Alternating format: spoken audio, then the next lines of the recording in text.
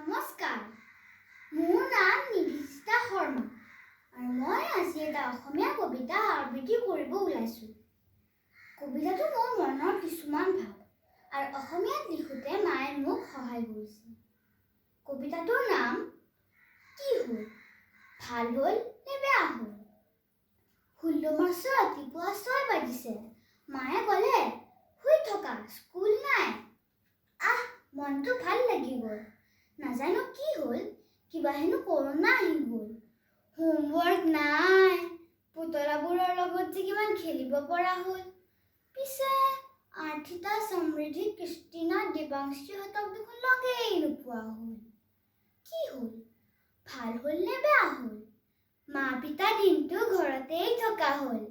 য়ম্মি খোৱা সদায় ঘৰতেই বনোৱা হ'ল। পিছে স্কুল ফ্ৰেণ্ডৰ টিফিন যে শ্বেয়াৰ কৰিব নোৱাৰা হ'ল। আইতাই সদায়ে সাধু কোৱা হ'ল। পিছে মাৰিনা মেমৰ মাই ডিয়াৰ যে শুনিব নোপোৱা হ'ল। লং ব্ৰেক, শ্বৰ্ট ব্ৰেকবোৰো যে ক'লৈ গ'ল। চাওঁতে চাওঁতে অনলাইন ক্লাছো আহি গ'ল। হৰি কি শুনিছোঁ, হেৰা মোৰ মোবাইলৰ নেটৱৰ্ক শ্ল', তোমাৰটো টাইট দিয়া।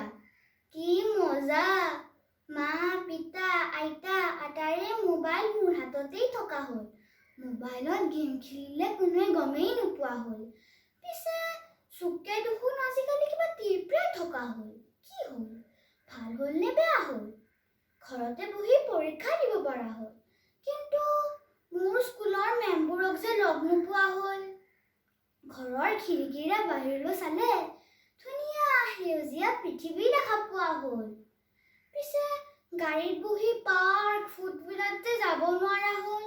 বাট চাই ৰ'লো, ঘূৰি আহক আগৰ দিনবোৰ। ক'ত যে পাম প্ৰশ্নৰ উত্তৰ মোৰ।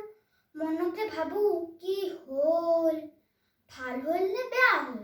কি হ'ল, ভাল হ'ল নে